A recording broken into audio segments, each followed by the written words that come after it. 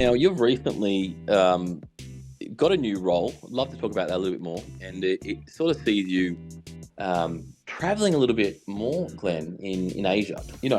Redesign their gym and add some new pieces of torture to the facility.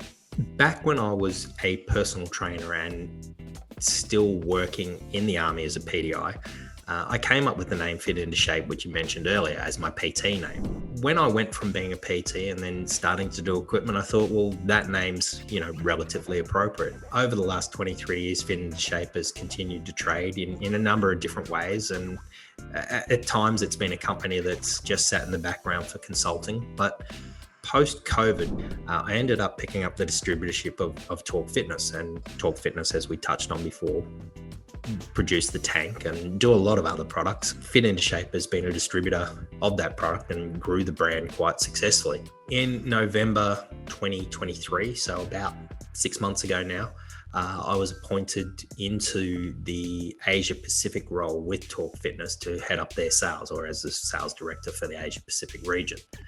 So that sees me now still overseeing as managing director for Fit Into Shape, but also now traveling throughout the APAC region to help grow and expand Talk within the distributors within the region. So that Asia Pacific region will go from India to Japan to Taiwan, across to New Zealand, obviously Australia, Indonesia, and everything in between.